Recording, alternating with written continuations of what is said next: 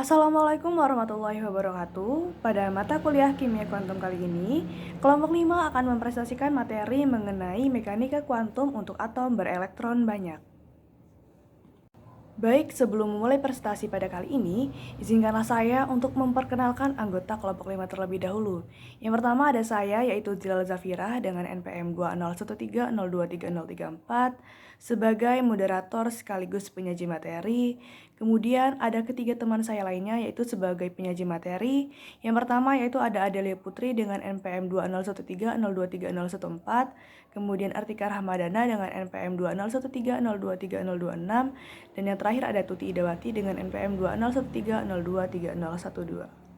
Baik, adapun materi pada mekanika kuantum untuk atom berelektron banyak ini ada dua subbab yang akan dibahas oleh kelompok 5. Yang pertama yaitu perkiraan orbital dan yang kedua yaitu orbital medan yang konsisten. Yang pertama yaitu struktur atom berelektron banyak. Jadi persamaan Schrödinger untuk atom berelektron banyak sangat rumit karena semua elektron berinteraksi satu sama lain. Salah satu konsekuensi yang sangat penting dari interaksi ini adalah bahwa orbital dengan nilai n yang sama tetapi nilai L yang berbeda tidak lagi merosot dalam atom berelektron banyak. Selain itu, bahkan untuk atom helium dengan 2 elektron, tidak ada ekspresi analitik untuk orbital dan energi yang dapat diberikan. Dan kita terpaksa membuat perkiraan. Kita akan mengadopsi pendekatan sederhana berdasarkan apa yang sudah kita ketahui tentang struktur atom hidrogenik untuk mengetahui jenis perhitungan numerik yang saat ini digunakan untuk memperoleh fungsi gelombang dan energi yang akurat. Yang pertama yaitu perkiraan orbital. Jadi, hal-hal penting dalam pendekatan orbital, setiap elektron dianggap menempati orbitalnya sendiri. Yang pertama yaitu konfigurasi adalah pernyataan orbital yang ditempati. Yang kedua yaitu asas eksklusi Pauli. Kasus khusus dari asas Pauli membatasi jumlah elektron yang dapat menempati orbital tertentu menjadi 2. Yang ketiga, dalam banyak atom elektron, orbital S terletak pada energi yang lebih rendah daripada orbital P pada kulit yang sama karena efek gabungan dari penetrasi dan perisai. Yang keempat, prinsip pembentukan adalah suatu algoritma untuk memprediksi konfigurasi elektron keadaan dasar dari sebuah atom. Dan yang terakhir, energi ionisasi dan afinitas elektron bervariasi secara berkala melalui tabel periodik.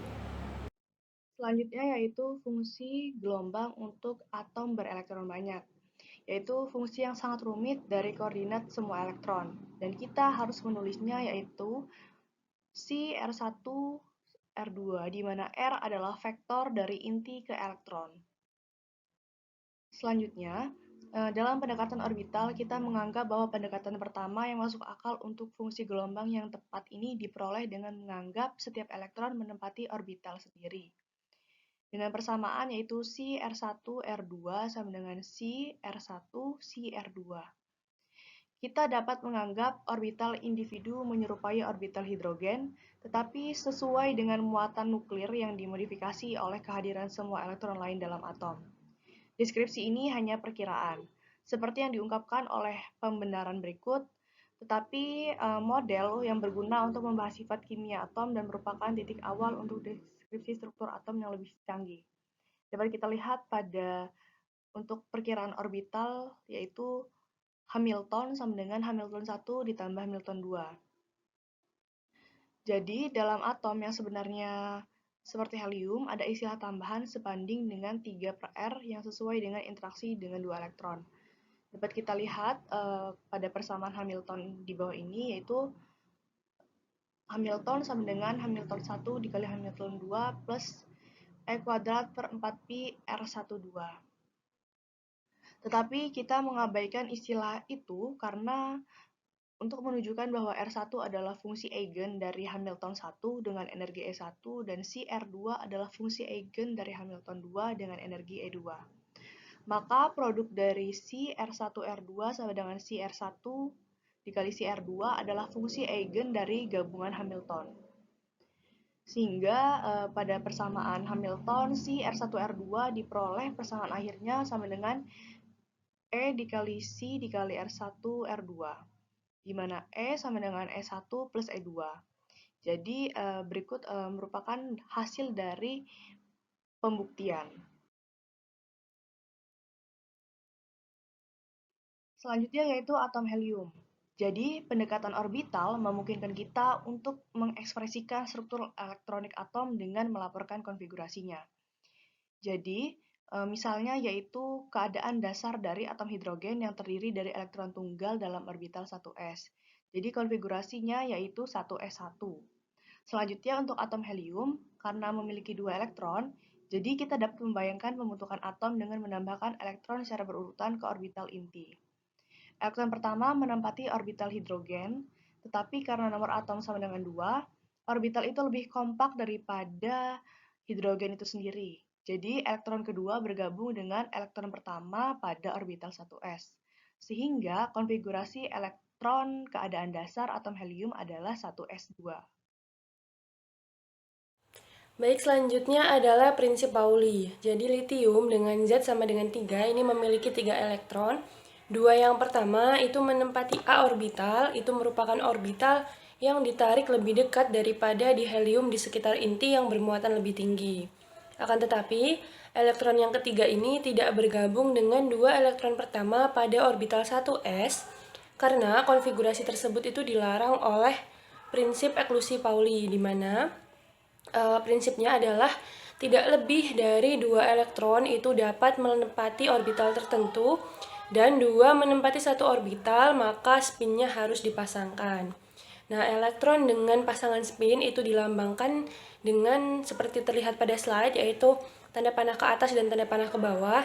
Itu memiliki momentum sudut spin neto 0 karena spin satu elektron dibatalkan oleh spin elektron lainnya. Nah, secara khusus, satu elektron itu memiliki ms sama dengan plus setengah dan yang lain itu memiliki ms sama dengan min setengah. Jadi, mereka itu ms-nya tidak sama, kemudian mereka berorientasi pada kerucut masing-masing sehingga putaran yang dihasilkan itu adalah 0. Nah, ini dapat dilihat pada gambar pada slide berikutnya. Nah, dapat dilihat pada gambar 9.18, jadi ini elektron dengan spin berpasangan itu memiliki resultan momentum sudut spin 0. Mereka itu dapat diwakili oleh dua vektor yang terletak pada posisi tak tentu pada kerucut yang ditunjukkan pada gambar. Tetapi, dimanapun itu salah satunya terletak pada kerucutnya dan yang lain itu menunjuk ke arah yang berlawanan, sehingga resultan dari keduanya itu 0.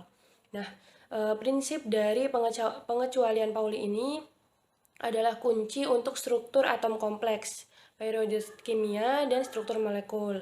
Itu diusulkan oleh Wolfgang Pauli pada tahun 1924 ketika dia mencoba menjelaskan tidak adanya beberapa garis pada spektrum helium. Kemudian, dia dapat memperoleh bentuk prinsip yang sangat umum dari perkembangan teoritis. Nah, prinsip pengecualian Pauli ini sebenarnya berlaku untuk setiap pasangan fermion identik atau partikel dengan putaran setengah integral. Jadi, ini berlaku untuk proton, neutron, dan inti 13C atau semuanya memiliki spin setengah, dan untuk inti 35Cl yang memiliki spin 3/2. Prinsip pengecualian Pauli ini adalah kasus khusus dari pernyataan umum yang disebut dengan prinsip Pauli. Jadi, ketika label dari dua fermion identik dipertukarkan, fungsi gelombang total itu akan berubah tanda. Nah, ketika label dari dua boson identik ditukar, tanda fungsi gelombang tetap sama. Nah, yang dimaksud dengan fungsi gelombang total di sini adalah seluruh fungsi gelombang termasuk putaran partikel.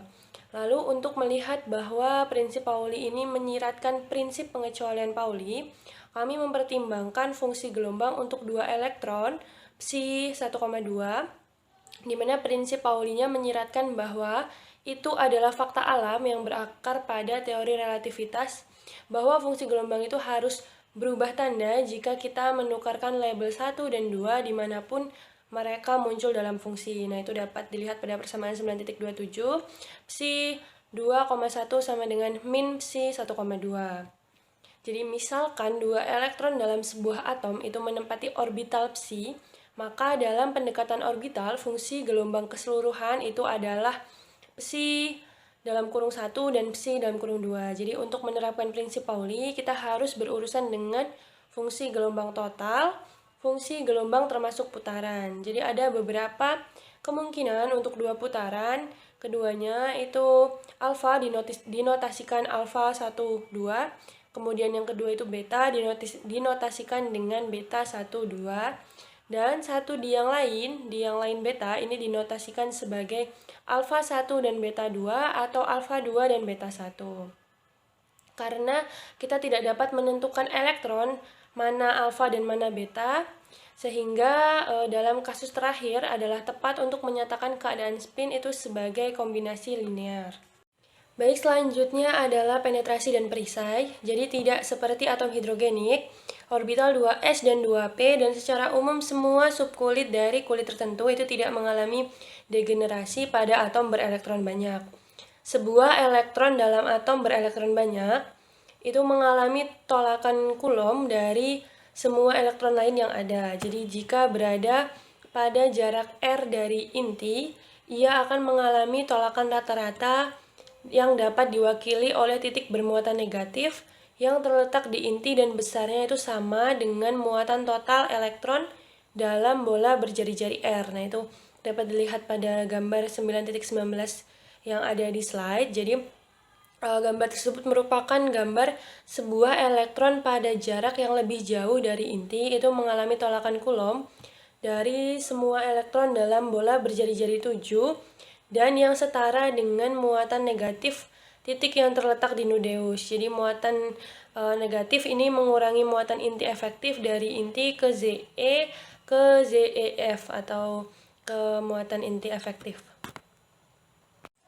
Efek muatan negatif di titik ini ketika dirata-ratakan untuk semua lokasi elektron adalah untuk mengurangi muatan inti penuh dari Ze menjadi ZeF atau muatan inti efektif. Nah, dalam bahasa sehari-hari, ZeF itu biasanya disebut sebagai muatan inti efektif, di mana kita katakan bahwa elektron itu mengalami muatan inti terlindung dan perbedaan antara Z dan ZeF itu disebut dengan konstanta pelindung atau sigma.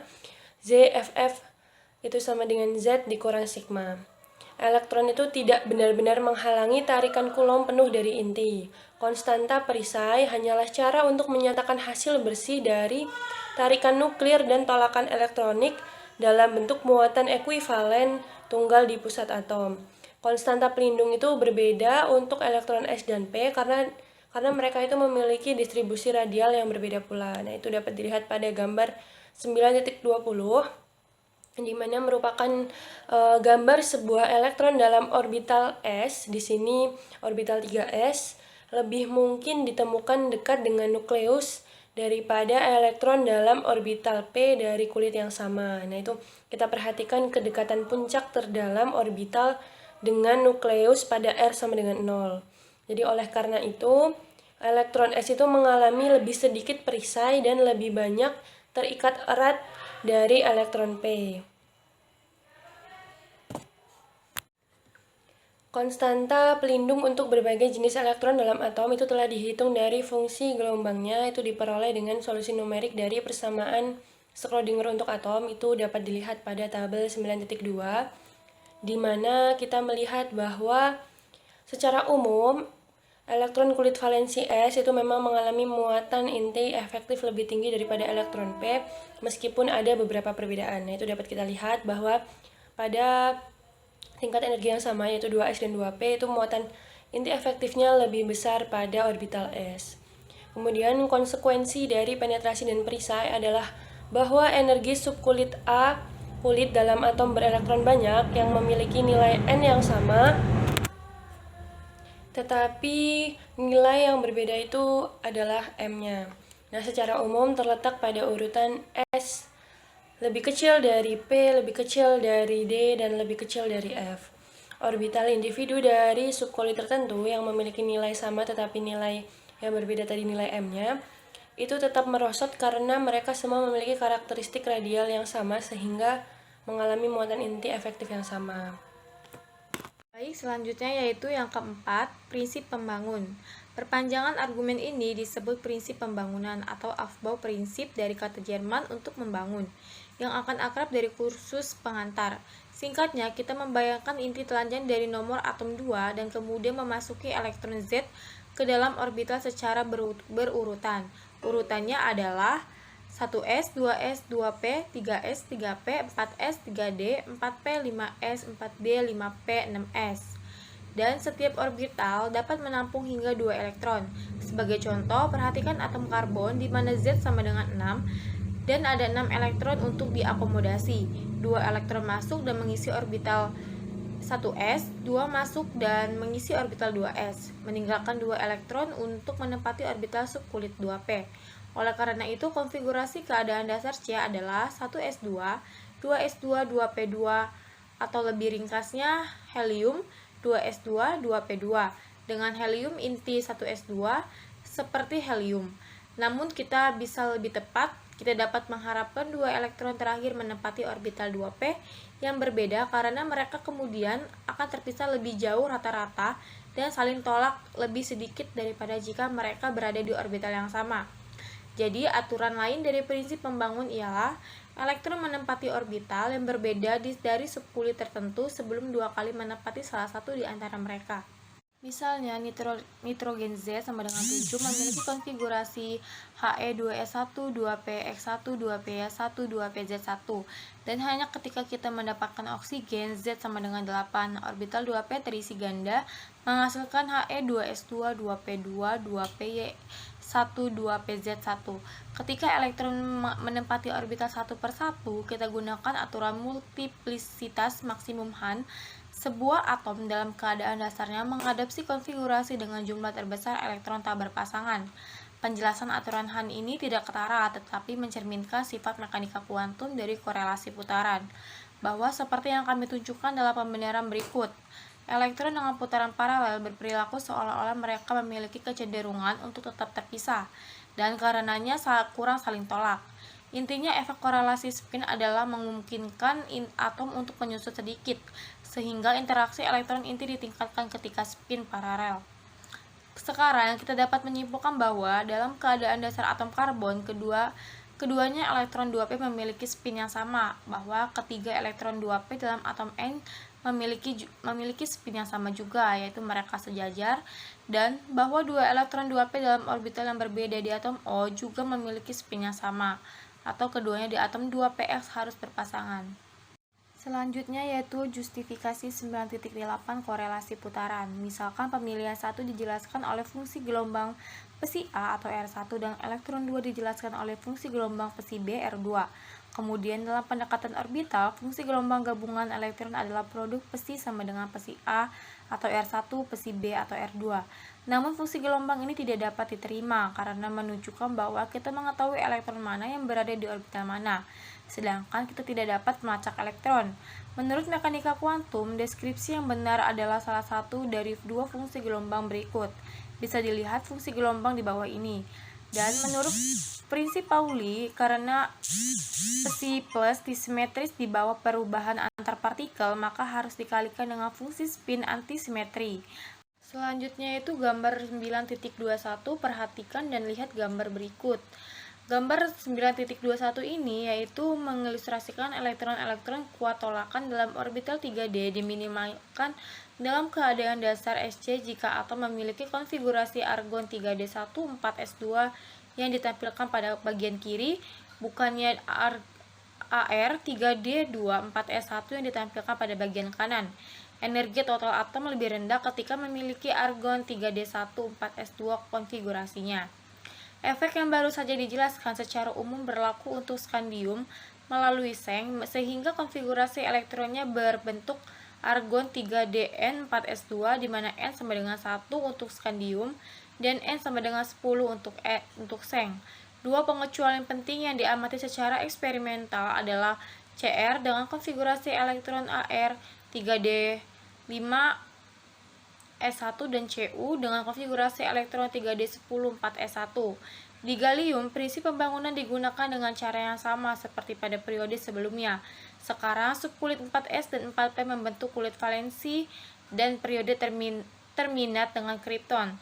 Karena 18 elektron telah tercampur tangan sejak argon. Periode ini adalah periode panjang pertama dari tabel periodik.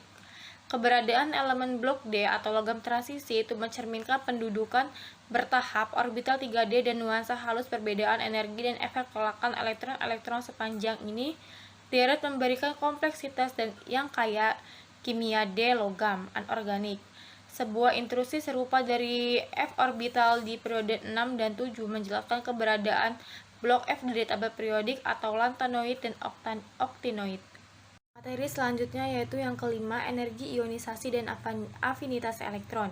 Energi minimum yang diperlukan untuk melepaskan satu elektron dari atom berelektron banyak dalam fase gas adalah energi ionisasi pertama atau I1.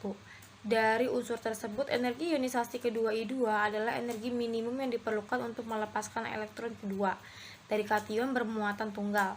Variasi energi ionisasi pertama melalui tabel periodik ditunjukkan pada gambar 9.22 dan beberapa nilai numerik yang diberikan pada tabel 9.3.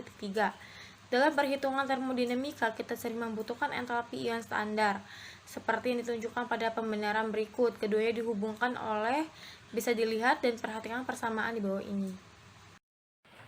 Baik, selanjutnya di sini kita lihat ada tabel 9.3 yaitu merupakan tabel energi ionisasi pertama dan ionisasi kedua dari beberapa unsur, yaitu yang H.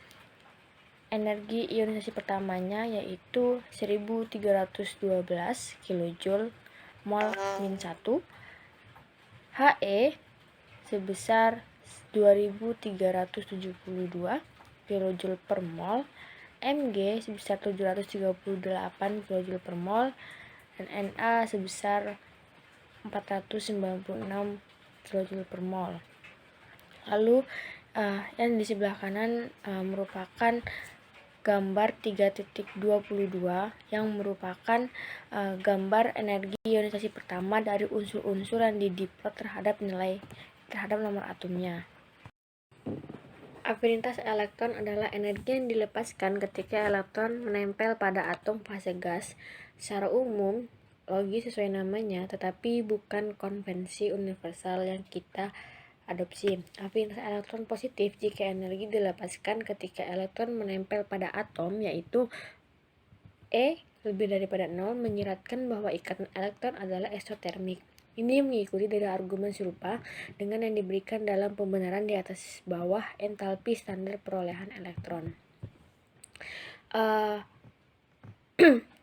Dalam siklus termodinamika, tipikal 5/2 RT yang muncul pada persamaan 3.2 membatalkannya pada persamaan 3.9.33 sehingga energi ionisasi dan afinitas elektron dapat digunakan secara langsung. Poin pendahuluan terakhir adalah bahwa entalpi penguatan elektron dari suatu spesies X adalah negatif. Karena energi ionisasi lebih mudah diukur daripada afinitas elektron, relasi ini dapat digunakan untuk menentukan nilai numerik dari yang terakhir. Seperti yang tadi diketahui dari pengantar kimia, energi ionisasi dan afinitas elektron menunjukkan periodisitas. Yang pertama lebih teratur dan kami berkonsentrasi padanya. Litium memiliki nilai energi ionisasi pertama yang rendah karena elektron keluarnya terlindungi dengan baik dari inti oleh inti. Energi ionisasi berilium lebih besar, tetapi boron lebih rendah daripada berilium karena berilium elektron terluar menempati orbital 2p dan ikatannya kurang kuat dibandingkan elektron 2s. Energi ionisasi meningkat dari boron menjadi nitrogen karena muatan nuklir meningkat. Namun energi ionisasi oksigen kurang dari yang diharapkan dan ekstrapolasi sederhana. Penjelasan ini adalah bahwa pada oksigen orbital 2p harus terisi 2 kali lipat dan tolakan elektron-elektron meningkat di atas apa yang diharapkan dengan ekstrapolasi sederhana sepanjang baris. Afinitas yang paling dekat dengan fluor karena elektron yang memasuki kekosongan dalam gate valensi yang kompak dan dapat berinteraksi kuat dengan nukleus. Orbital maiden yang konsisten. Kesulitan utama dari persamaan Schrödinger adalah adanya istilah interaksi elektron-elektron. Bilangan prima pada penyembahan kedua menunjukkan bahwa I tidak sama dengan J dan faktor setengahnya mencegah perhitungan ganda tolakan pasangan elektron. 1 berinteraksi dengan 2 yang sama dengan 2 interaksi dengan 1. Suku pertama adalah interaksi tarik-menarik total antara deuteron dan nukleus. Suku kedua adalah interaksi tolak-menolak total antara elektron. Rij adalah jarak antara elektron I dan J. Tidak ada harapan untuk menemukan solusi analitik dari persamaan Schrödinger dengan suku energi potensial yang begitu rumit, tetapi teknik komputasi tersedia yang memberikan solusi numerik yang sangat rinci dan andal untuk fungsi gelombang dan energi. Teknik ini awalnya dikenal dengan Dr. Hartree sebelum komputer tersedia, dan kemudian dimodifikasi oleh V. Vogt untuk memperhitungkan prinsip Pauling yang benar. Secara garis besar, bayangkan bahwa kita memiliki gambaran kasar tentang struktur atom. Dalam atom Na, misalnya pendekatan orbital menunjukkan konfigurasi 1s2, 2s2, 2p6 dengan orbital yang didekati dengan orbital atom hidrogen. Sekarang diperhatikan salah satu elektron 2p. Persamaan Schrödinger dapat ditulis untuk elektron ini dan menganggapnya sebagai potensial energi karena tarik-menarik nuklir dan tolakan dari energi dari elektron lainnya. Meskipun persamaan untuk 2p pada neon, persamaan ini bergantung pada fungsi gelombang semua orbital lain yang ditempati dalam atom. Persamaan serupa dapat ditulis untuk orbital 1s dan 2s dalam atom. Macam-macam istilah tersebut adalah sebagai berikut. Yang pertama, suku pertama di sebelah kiri adalah kontribusi energi kinetik dan tarikan elektron ke inti seperti pada gambar hidrogenik. Yang kedua, istilah kedua memperhitungkan energi potensial energi yang diminati karena elektron di orbital lain yang ditempati. Istilah ketiga adalah koreksi pertukaran yang memperhitungkan efek korelasi putaran yang dibahas sebelumnya. Detik 23 menunjukkan plot beberapa fungsi distribusi radial HF, SCF untuk natrium. Mereka menunjukkan pengelompokan kerapatan elektron ke dalam kulit seperti yang telah diantisipasi oleh ahli kimia awal, dan perbedaan penetrasi seperti yang dibahas di atas. Oleh karena itu, perhitungan SCF ini mendukung diskusi kualitatif yang digunakan untuk menjelaskan prioritas kimia. Mereka juga sangat memperluas diskusi dengan menyediakan fungsi gelombang yang terperinci dan energi yang tepat. Baik, demikianlah presentasi dari kelompok 5 mengenai mekanika kuantum untuk atom berelektron banyak. Lebih kurangnya kami mohon maaf. Kami akhiri. Wassalamualaikum warahmatullahi wabarakatuh.